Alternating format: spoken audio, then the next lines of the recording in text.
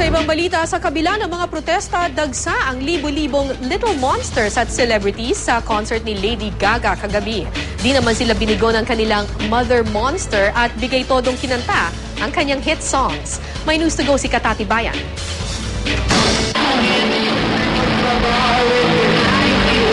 Inabangan ng maraming Pilipino ang pagtatanghal sa bansa na international pop star na si Lady Gaga.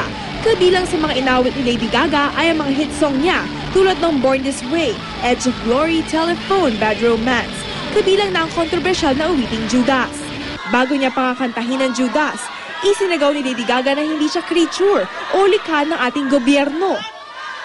Dati nang dumistansya ang palasyo sa issue. Para sa mga fans, sulit ang paghihintay. Kahit ng maaga pa lang ay pumila na. Handa nang magsakripisyo ang mga tinaguriang Little Monsters. Mapanood lang mag-perform sa entablado ang kanilang Mother Monster.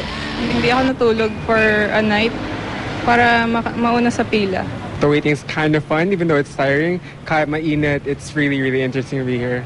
You don't get to do this every day, though. May ilang kinarir pa ang kanilang kasuotan. Pero si JV, muntik nang di makapasok dahil gawa sa kahoy ang costume. Pinaghubad mo ang isang tao sa isang public area na may public event tungkol kay Lady Gaga na is all about freedom of expression. I don't think that's right. At maging ilang local celebrity, dumagsa. Kabilang rito ang Pinoy rock icon na si Eli Buendia, magkapatid na Era at Michelle Madrigal, Hayden Co, Chino Hortaleza, Ines Veneracion, R&B singer JR at beauty queen na si Krista Kleiner.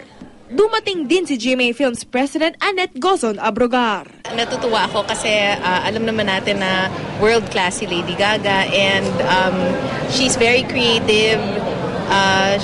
We love her music, so we're very happy. Katati Bayan, GMA News.